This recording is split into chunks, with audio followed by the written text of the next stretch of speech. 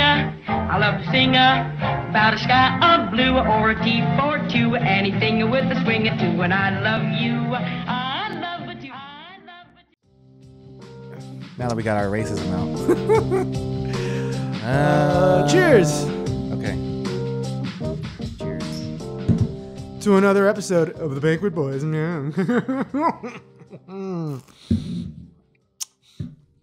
Hello, people. Today, we're talking about the sound of metal. That one didn't go down smoothly. You didn't like that one? No, it was good, but it just like hit the back of my throat. It's very spicy.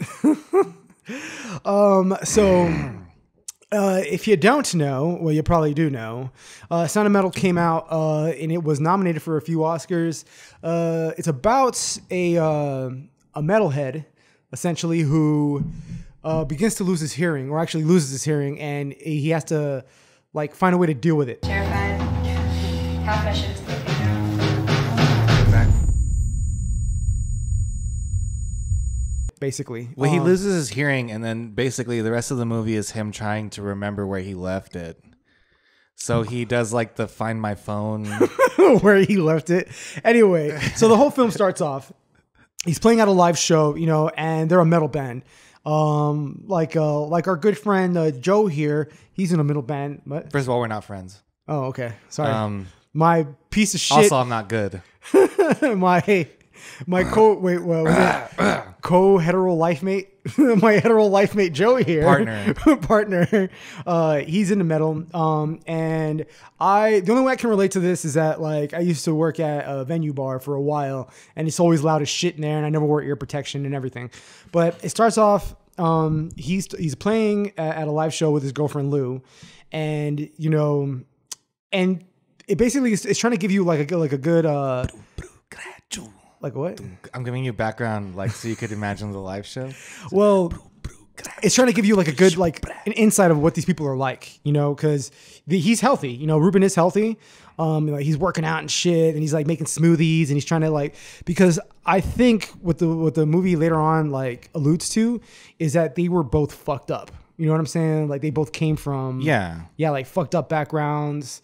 They were both addicts. Well, I can get into what the movie I think the bigger meaning is later, but I think just set up the premise. Okay. The premise. All right. So one of the live shows, he starts playing, but mid show, like it starts going, like everything goes like quiet and shit, and all he hears is like I don't really like I guess that like show up like that. It's like. Yeah. So so just imagine being underwater and then listening to shit or trying to hear something. The only okay, so let me say that has happened to me before. Mid show? No, well, it was during practice in my garage, but it was like when I was in, I want to say like 8th grade. Mm-hmm. But we found this guy on YouTube actually, because we looked up El Paso drummers, and there was this guy. His name was Mike Gomez. And I haven't talked to that guy in years. I don't even know, you know, if he's still around or not. Could be dead, you know, whatever. Fucking good riddance. I'm just kidding. No, but he so we found him on YouTube, and he was like this guy. He was like, you know, we wanted to make a metal band or whatever. So like we found him. He came over to our house, and he was older than us, and he had like a really sick drum set. And like if you know anything about drums, like cymbals, if they make a good splash, that's like a really good quality cymbal, right?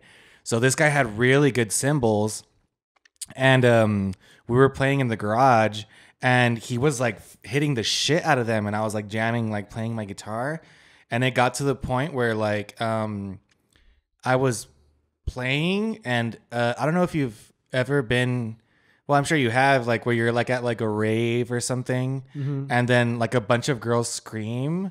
I don't know if you've ever gotten it to where you hear like, ooh, like in your ears, like it sounds like, ooh, but like that, basically that started happening to me like while we were playing, and my hearing just completely cut off. Like I couldn't hear anything. And I mean, it did sound like the underwater thing, but like I remember like telling him like I was like, oh shit, we need to stop. Like we need to stop. Because it was freaking you out. Yeah. And the same thing happened to this dude in the movie where like it happened to him, and then he went and saw a doctor, and the doctor was like, okay, you need to preserve what little hearing you have, so the best thing I can prescribe to you or to tell you is that you need to cut out all the loud noises.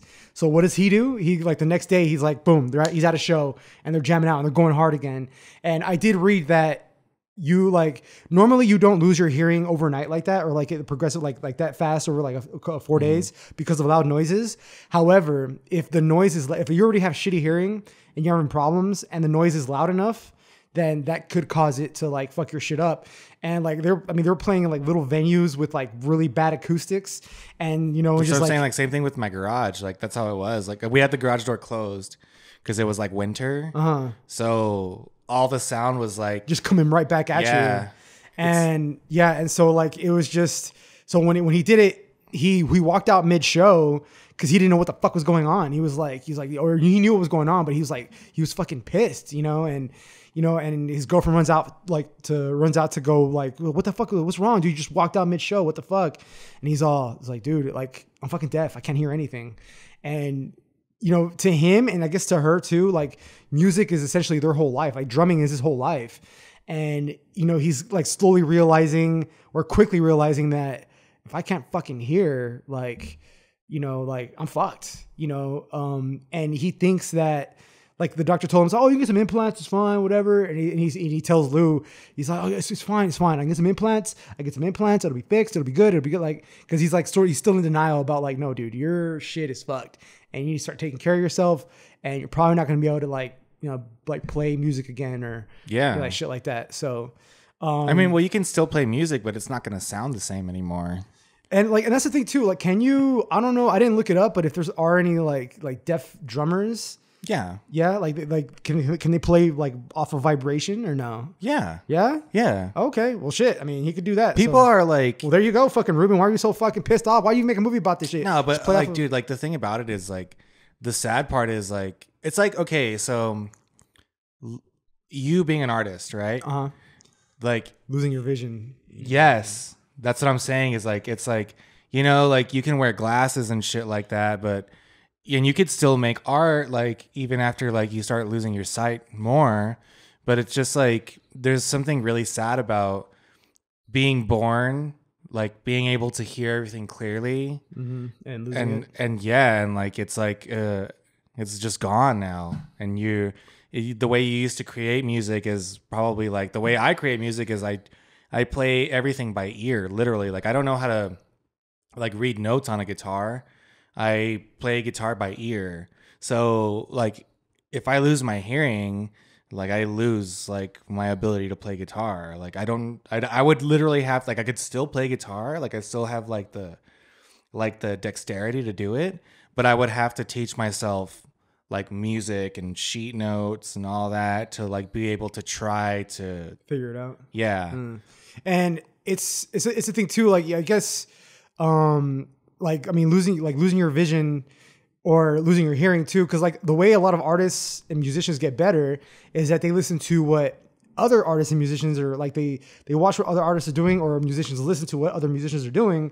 And they try to like either copy it or emulate it, do it in their own style. So you have to be able to actually like, as a musician, listen to other forms of music to get inspiration to make your own shit. Kind of like artists, same way. Like you have to look at other art in order to make your art better. And so losing your vision kind of like if you're an artist and you lose your vision, then whatever art you were making to that point, that's kind of it, because what, you're gonna let someone describe it to you and shit. Like, I mean, if I'm gonna be like what a therapist would say to you, stop being a pussy. Yeah, walk it off. No, as a football coach, I think they'd probably tell you, well, maybe it's actually beneficial to create your art like without the influence of like somebody else outside of you. Like, you could still keep doing that, but at the same time, it's like it's so hard to imagine a world where like everything that you've based your art off of is like, music is meant for listening, right? Right. So it's you don't have like your hearing. Yeah, it's like fuck. Yeah, dude. That's And so. in order to like learn an instrument too, like so much time dedicated of your life that you feel now is like, well, I spent all this time learning this instrument, like now it's done. Yeah, and it's like, well, what was it worth? Like now, what the fuck am I doing with the rest of my life? Yeah. And so he goes through all that, but I think at this point when he does lose his hearing, so this is when you learn that the main character used to be an addict, and his girlfriend is worried that he's gonna go back to using because I think music for them is what kept them like on the straight and narrow, so to speak. Like they were big drug users or whatever, and music was that kind of their outlet to keep them from doing that shit. And she kind of, I think, thought that, well, if we lose this, then we have nothing, and then we'll go back to using.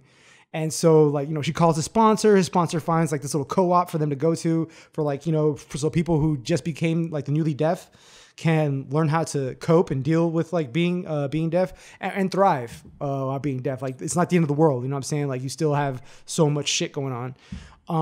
And he's totally like, at first he's like, so he's kind of curious about it, but then he's just like, you know what? No, I'm down. I'm not doing this because he finds out that he has to like leave his phone. He has to like basically cut himself off from the outside world in order to stay there. And he's not about it because he doesn't want to lose Lou. And then she finally decides like, cause he's still denies like, let's go on let's still do the tour. Like I can look at you while you're playing and I can still play and shit. And she's like, okay, I guess. And then the next day she wakes up and he's like beating the shit out of some mixer or something that he was trying to fix the day before, and he's losing his shit. And she saw that, no, you need to deal with this because you're going to start spiraling down. And if you spiral down, then I'm going with you.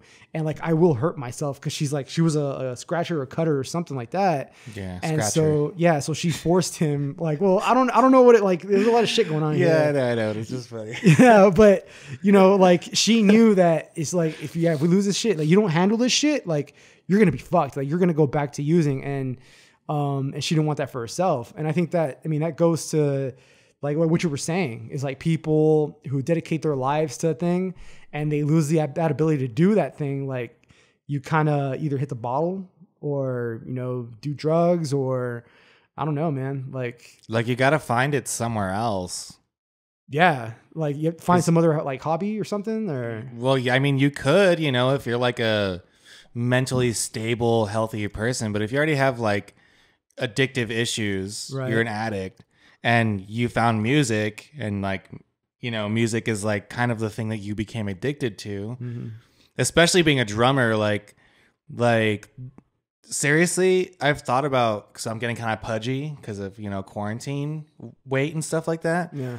I've thought about buying a drum set, like just to lose weight. Cause like the physicality of playing drums it's seriously a cardio workout. Like, especially if you're playing like metal music, you're hitting hard enough, like all that, like, I don't know if you've ever like actually jammed on a drum set, but you fucking feel exhausted.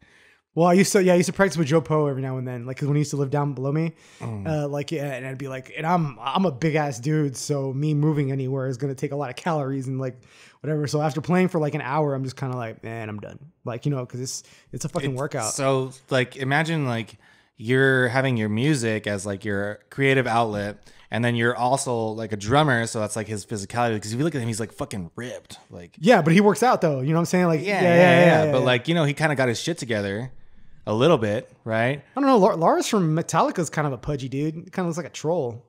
Yeah, but he's also a piece of shit. Right on. Correct. Yeah. You know, pieces of shit are usually fat. Enter Cartman. No, but no, like. So for this guy to lose his hearing, it's pretty traumatic. Having to like completely reassess what your purpose for living is. It's, you know, something that it's like, I would imagine it's comparable to, this might be like a stretch, but when like people lose their religion or when people lose like a loved one, like the grief of like. Well, you and I are sports dudes, so we watched a lot of like. I mean, I watch sports movies. I don't know where you're going with this. Whatever, you're a Cowboys guy. Yeah, no, I know, but like I don't know. Have you ever seen Friday Night Lights? Or any sports movie in general? Like when like especially the kid like is sort of like going through college or whatever, and you know his life has become about going into the NFL, and then he fucks his shit up. Like he breaks a leg, like his knee and shit. Doctor tells him you're never gonna play again. And then what does he do? Like they usually end up like, for the most part, like a lot of them end up killing themselves because like that's all they wanted to do for the rest of their life. Right. And the doctor just told him like, nope. Nope, no, you're not. You can't do it anymore, dude. And you're done. And so that's what this. I imagine that's what this like the character in this movie was going through. You know. Well, it's also like it's grief, man. Yeah. Like people think of grief as like it's only like the loss of like a loved one, but you can grieve a lot of things. Like there's different types of grief, and you can grieve like actual like sensory. You can like grieve the loss of like your hearing, which is like something that's really weird because it's like pretty rare, you know, but most people ease into it. Like the way it happened to this guy, like it was just boom. Yeah. Like to me, I started losing my hearing, right? Well, I mean, I'm very hard of hearing, but I still am pretty functional. Like I work in the bar industry, and like if there's like people are yelling at you anyway. Yeah, no, but if there's music playing, like I need them to yell at me. Mm-hmm. And that's why there's like this hack that I learned on YouTube where like if something's loud, like there's like a bunch of noise and shit like that, what you can do is you like pull your like the little flap on your ear, you push it in and you lean in to hear it. So like if somebody's like yelling at you and you can't understand them, you're like, what? And then they're yelling at you and you like push the little flap on your ear in and then you just listen and it cuts out like all the like the other noise and you can hear like them specifically. Oh, okay. But that's like shit that like I've had to learn because like I fucking like if there's right now it's me and you, I can hear fine. Well, we also got fucking big ass headphones on and shit. Yeah, but like no, but even we're also right like, next to each other, so yeah. No, but like if there's music or like white noise or anything, I can't hear shit. Like I've like fucking like I'm like what, and then the customers are like, well, what the fuck, dude? Like, why don't you get some hearing aids, you fucking jabroni? Jabroni. So anyway, so after sorry for the rant. Sorry. No, it's fine. This is the whole reason. The whole reason for this shit. So what do you call it? After she leaves him to go deal with his shit, she tells him you got to go back to the co-op. So he goes, and at first, you know, it's the usual shit, like where he's not about the life yet. You know, he's still in his own mind. He still wants to go back to the way things were. And there's a scene that I think is really like, it's good after the second watch, right? I saw this and I was like, oh shit, that's what he meant. Because there's a scene where Ruben's fixing the roof and he's like hitting the nail on the like whatever. And he tells him, he's all like, hey, he's all like, come down. And he's all like, what was that all about, Ruben? And he's all like, it was like, well, I was fixing your roof, man. The eaves were all like jacked up and shit. Like I was just helping you out. It's like, and he tells him, he's all, you don't need to fix anything here. And at first I thought that meant like, no, you need to deal with your shit. Like stop being distracted about other bullshit, whatever. Concentrate on learning how to be deaf. I thought that's what that meant at first. But then I watched it again, and after doing some reading about co-ops and how some of them see deafness as a handicap, and like some of them see deafness as a handicap or that doesn't need to be fixed. That doesn't need to be fixed. Mm-hmm. And some are cool with you getting surgery to fix it. And the other ones are like, nah, dude, like why are you getting surgery? You don't need to fix it. There's nothing wrong with you. And this is the kind of co-op that says like, no, you don't have to fix anything here because there's nothing here that needs to be fixed. It's like we concentrate on like your mental has to be fixed. So he's the roof. Right. And so it's like your mental needs to be worked on. Like you need to like figure this shit out. But for the most part, you're fine. You just need to be okay with, you need to know that. You need to know that there's nothing wrong with you. Like life can go on and be like just as great as it ever was. And there's nothing here that needs to be fixed. And I was like, oh shit. After watching it the second time, I was like, God damn, man, fucking metaphor bullshit. It's crazy as hell. Damn, but that reminded me of I'm gonna be cheesy right now. But there's well, actually, I should know what the actual band that wrote this lyric line was. But there's a band called Built to Spill, and they have a song called You Were Right. Mm-hmm. And it's basically all the lyrics, most of the lyrics are like quotes from other songs. So like it says, you were right when you said all that glitters isn't gold. but that's like, those are like lines from other songs, right? But there's a line in that song. It says, life goes on long after the thrill of living is gone. And I feel like, damn, like that's probably what that guy was like experiencing. Like, imagine like the thrill of living for him was like being able to hear and play music, going to shows and touring and shit. Yeah, and like now his life, like life just keeps going. Like, yeah, I mean, see, but they have like, so when he gives him a sitting exercise, right? Like he tells him, he's like, okay, I need you to go in the room, and he wants him to be okay with just like sitting, like you don't fidget, don't fucking, no drawing, write if you have to, whatever. So he's basically telling him to meditate. Meditate, yeah. And after a while, you see that he starts to acclimate to the community. You know what I'm saying? He starts getting really involved with people. He becomes friends with that little short chick. He becomes like really cool with the kids. He loves working with the kids. The head dude sees this and he tells him, he's all, hey, I see like, I'm getting old, blah, blah, blah. I'm like, I think there might be a way for you to continue on with us here, that you can stay here and work with the kids because you become an important part of a lot of people's lives around here. And, and I think when Ruben looks at him and he gives him that look like, I don't know, maybe, I don't know, like, cause I think he considers it, but then in his mind, he's like, shit, like if I say yes to staying here, then I'm giving up like all the, like, there's no more band, no more playing music, no more touring, no more Lou. Which also is not necessarily true. But I think in his head, he thought that because remember, right after he had that conversation, he goes up and he goes on Google and he sees that she started touring without him using a drum machine and shit. Yeah. And that pushes him to like, fuck, like life is just going to go on without me. Like I'm going to stay here and be like useless.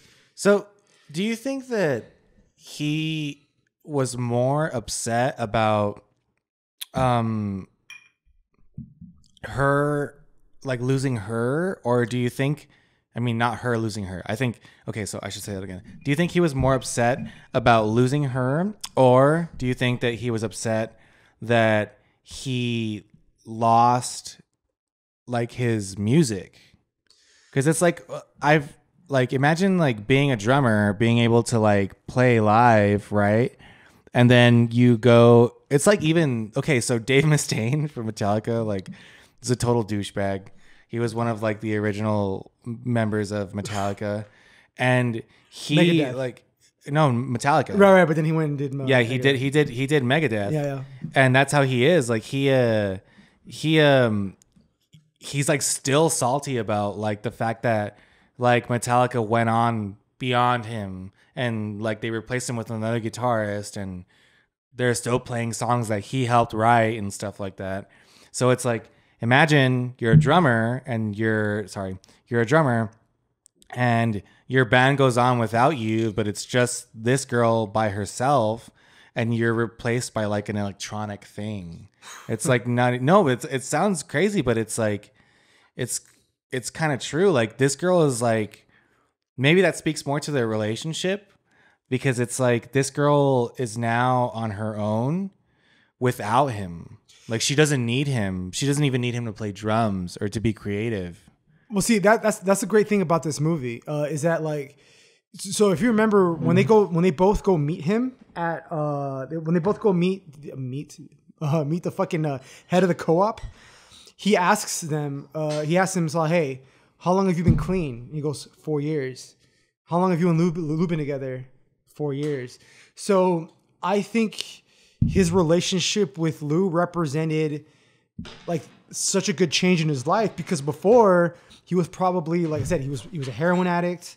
And when he asked him like, what kind of drugs did you get? Like, were you hooked onto? He's like, fucking everything. Phonics. Huh? Phonics.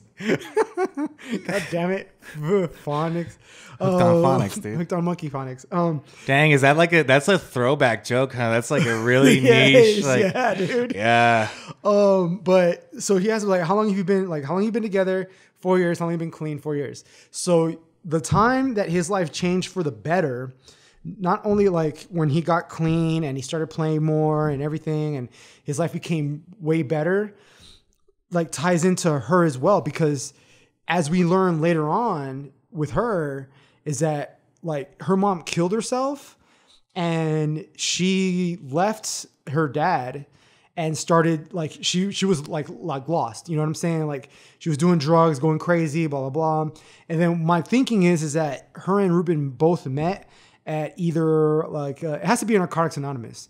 And the only reason I say that is because when Ruben first gets to the what do they call it, the co-op, it's almost like easy for him to be in that meeting and be like, "Hi, my name is Ruben. I'm an addict, blah, blah, blah." Like, it's a script for him. Like, he said this shit before, you know what I mean? So I'm guessing he met her there, and he has a sponsor, Hector. So that's how you know also that he was in a program, because he has a sponsor.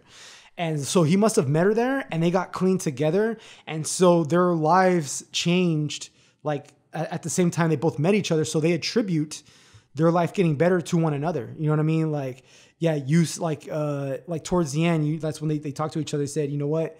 Like, you saved my life." And she's like, "You saved my life too." And then like they cry and hug, and it's really sad. It's super sad. Yeah. But, you know, but again, this is what pushes him, like him knowing that he's going to lose her. Like, she's going to go on without me. I think, you know, I got to do whatever I can to save this shit. So that's what pushes him to sell the RV, all his equipment. He plays his drums like one last time before he's like, got to sell it. And before he gets to surgery, because he thinks that's going to be like, that's going to like solve all his problems. You know what I'm saying? I'm going to get surgery, get my cochlear implants, and it's going to like save the day. You know what I'm saying? Like, we're going to be together. We're going to tour again. It's going to be badass. And, you know, that is just, you know, it wasn't what it was supposed to be. You know what I'm saying? He was trying to reach for, he wanted everything to go back to normal. Like, people like, and there's people like that, you know, like they don't want to change. They want shit to stay the same. You know what I mean? Like, well, I mean, yeah, but I mean, change is good. Right. But I think of change like when it comes to like, you know, oh, I got a new job, or like I got a fucking, you know, I'm not like, I'm going to move out of my parents' house, or like, you know, that's like change that everybody experiences, and like it's a little scary, you know, but like change is good. Like that's change that, you know, you kind of expect and you can deal with. But when it's change, like something like if you're like a soldier and like you like fucking lose your legs or some shit, it's like dealing with that kind of change is like traumatic, you know? And it's like change that you never thought to have to experience, you know? Well, that's what happened with the dude at the co-op. Remember, he said that's how he lost his hearing, was that he was in Vietnam, and he started drinking a shit ton more, and he lost his wife, lost his kids, changed his life. You know what I mean? Like, and he realized that it wasn't the hearing that made him lose his wife and kids. It was like his drinking that fucked him over. Yeah, his alcohol addiction. Yeah, cheers to that. Cheers. Oh, Jesus Christ. So I think that this movie, I mean, I've seen like some YouTube like reviews of it, or like, you know, interpretations of it, like just trying to like see if I can find like a different angle. That's usually what I look for, is like, because most of the time, even the hidden meaning for me is like not really there. So I have to look up things like that so I can kind of like wrap my head around what happened. But I think that this movie actually, the underlying theme that I got from it is grief. Like, I think it's like dealing with the loss of like this dude's dealing with the loss of his hearing. He's dealing with the loss of his girlfriend. Like, he's dealing with the loss of his career. Like, everything that he's built his life around has been basically burnt down. Like, I think it's more than grief. Okay, so just remember, so like after he gets the surgery, right? The guy, he did everything. He sacrificed everything to get the surgery because he wants everything to go back to the way it was. And, he walks in and he's talking to Joe. Joe's the guy who's the head dude. And he's telling him, it's all like, hey man, like, can I get some money? Cause I need to buy back my RV. He's like, hey, I don't know what situation you got yourself into, but like you kind of sound like an addict right now. He said, no, it's fine. It's fine. It's okay if I kick it here for a few weeks. And the guy is like, like, listen, and this is why I go back, like the thing that he said that nothing needs to be fixed here.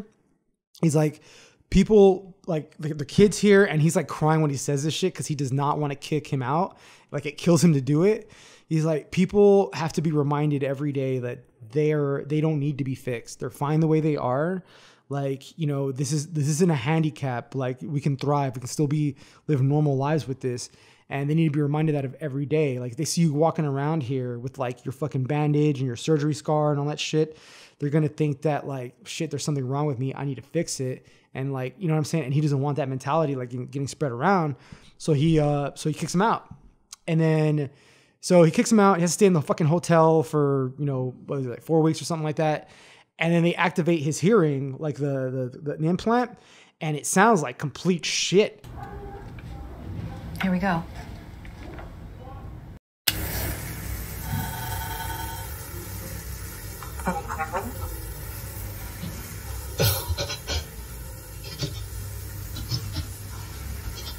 Say again? It sounds like the first podcast I tried to start without like an actual like audio person involved, you know. Actually, like, I think your first podcast sounded better than the way his hearing sounded. Marginally, like minusculely, but I mean, you know, and you could tell that for, like you could tell in like the way, like the actor did an amazing job, by the way, but you could tell that he expected it just to be like, okay, everything back to normal, all right, cool. And but it sounded like a distorted ass, like, you know, ham radio and shit, you know? Yeah, that's like what it does sound like. Yeah. Like, have you seen Up? Yes. Like the way, that's how it sounds like to the dude in Up, the grandpa guy. Mm-hmm. Like, if you watch Up, it's like what it sounds like, and he like even like turns it off, like to shut the kid up. But yeah, dude, it's like Yeah, because I mean, I didn't like I never knew what that shit sounded like, what like an implant sounded like. I thought, oh, it just like turns up the volume essentially to the world around you or whatever. I didn't know what it actually sounded like. But these directors, like the director and the audio guy, actually went to like crazy lengths to, you know, try to get this shit right. You know, like they went to like France and like they stood in a room and it like deprived them of their senses so they can sit there and just like. They said they can hear their blood pressure and their tendons like moving or whatever. And he's like, they push their audio, their physical, what do you call it? Their physical auditory, whatever things to like the limits to see how far they could push it. But they also wanted to get like into the minds of people who have lost their hearing. There's a guy on YouTube who, his name's Veritasium. He's like a science nerd YouTube channel, but he did a video where he went to, I think it's probably maybe the same place, but he went to the same, well, maybe not the same. I shouldn't say that. But it was like it's supposed to be like the most quiet place in the world where like they have so much soundproofing in there that it's designed to be like absolutely quiet. And the whole idea was like, if you sit in a room of silence and darkness, that you'll go crazy. Like a lot of people say that you'll go crazy or whatever. So he sat in there and he like recorded himself, and it got to the point where he could hear his heartbeat. It was so quiet that he could hear like his heart beating like inside of him. That's fucking crazy. Yeah. Well, I mean, it's the same way that like, you know, when your eyes adjust to darkness, you'll see more in the darkness. Like, it's the same thing. Your ears are going to do the same. All your senses will do the same thing. So when it comes to hearing loss, like it's kind of like your ears are going to strain themselves and as much as they can to adapt to what's going on. But eventually it's going to like, and see, it just goes out. And no one thinks about that. Like no one thinks about like your ears like trying to strain to listen to anything. Like to me, I thought it was just like, okay, I have like the system here, noise goes in and like my brain processes it or whatever. But no, if you actually have to like, you know, your ears try to pick up on what's going on because your brain, like, you know, you try to, you're like, what the fuck are you saying? Like, you know what I mean? Like that, that type of shit. And like, even like now, when I play shows or when I go to live shows, I have like this little thing. It has like earbuds in it. And when I play live or when I go to shows, I put them in and I just so like I don't like fuck up my hearing anymore, you know? Right. Because it's like when I was like young in middle school and high school and shit like that, I thought like, oh yeah, just like loud music, fucking metal music, it's like stupid, it's like cool. whatever. Yeah. But then like, you know, everybody tells you like you're gonna fuck up your hearing or whatever, but you're a kid and You don't give a shit. And now I see like I'm barely 27 and like I have tinnitus. Like it's fucking lame. Like I get it sometimes. I don't get it like often. I have it all the time. Like you'll get it like after a show, right? No, I'll get it just chilling. Like I'll be sitting down. I'll hear, Yeah, and it goes away. Oh no, I feel like that's just ringing in your ears. Oh, okay. Yeah, that's just like a ringing in your ear. Like that's normal. Yeah, that's normal. I feel like that's not normal. I don't know. WebMD says I might have cancer. Oh yeah, no. WebMD says. Yeah, don't do that, dude. Everybody gets ringing in their ears. Like that's why there's like the whole like mythology of like, if you get a ringing in your right ear, somebody's thinking about you. If you get a ringing in your left ear, somebody's talking shit about you or whatever. No. My thing is like, I mean, you ever had something wrong with you, and then you go to WebMD, and you're like, yeah, oh, I have OCD. Yeah. Like WebMD is like my worst enemy. I have to convince myself not to go on there because then I think I'm schizophrenic or or like if you have like a spy or I don't know, just anything random thing. WebMD says, well, it could be just normal thing, or you might have type 4 blood cancer. Right. Nom, nom, nom. Like it's just like Jesus Christ, dude. Anyway. Yeah, it's pretty bad. It's pretty bad. But so like when I go to sleep, I always play like a podcast or like I have to have something on. Dude, sorry, go ahead. Because if I don't do that, like I seriously just hear ringing in my ears. That's all I hear. Like that's what it sounds like. So I have to play a podcast. I have to do something because it's like it sucks. Like it's I was meditating for a while. I stopped for a little bit, but if I, cuz like I have OCD, so like if I think about it hard enough, when I'm meditating, all I can focus on is the ringing in my ears, and it like it does fuck with my head. Like I get like it makes me sad. Like it makes me like genuinely sad. But it's just like the same guy, like the guy in the movie, like Ruben. It's something that I have to live with now. Like it's not ever gonna stop. Like there's nothing that I can do to stop it. There was actually like the fact that you said that, because I actually read an article after the movie that like a bunch of musicians, like, because like, it's a widespread thing in the music industry to lose your hearing and shit like that. And the guy was saying that he's like, yeah, I have to fall to sleep to something, or else like, it'll just be sitting there ringing in my fucking ear and I won't be able to go to sleep. So that's crazy. Yeah, damn. I know you had that shit, bro. Yeah, it's crazy. Joe Poe has it too, and he's like way worse than I am. Well, he's a lot older than you too. Yeah, that's what I'm saying. 37 and shit. Like it's not something that like I'm like excited about. That's why like I didn't really want to do this episode because it's like. But I think it's good though. Yeah, I mean it is, but it's like. Because then when you lose your hearing completely, you can look back and be like, oh, I could just go to a deaf co-op and be fine. I don't want to do any of that. I don't want to lose my hearing. I don't. Yeah, I know it sucks. Like I don't want you to lose your hearing either. It's I mean, it's happening, but it's like whatever. Like I know the movie definitely made it more dramatic with like the sudden hearing loss. Well, also too, like it made it more dramatic in the sense that he already had a hard life to begin with, and so just to add this on top of it, like well, oh shit, So like to finalize the movie. So basically, once he gets the implants, like again, he wants everything to go back to normal. So he flies to France to go see Lou. And, at first it kind of like alludes to, it's like, oh, she moved on. She's got a boyfriend, blah, blah, blah. But no, she's staying with her dad. And her dad tells him, he's all like, Lou left here, after her mom killed herself. And I actually blamed you for her leaving. I didn't like you. But I realize now, and this is why this is like, it's like the ending is like so goddamn beautiful, man. Like he tells him, I was mad at you at first for taking her from me, but I see now you gave her a place to go because her mom, like I see her mom took her from me because her mom killed herself and she ended up having to find Fend something. for herself. Yeah, fend for herself and find something to distract her. And you saved her. I mean, she saved you too. Like he didn't say that, but Ruben knew that. And he's like, you saved her essentially. Like, so now like, I'm glad that she like ran into you.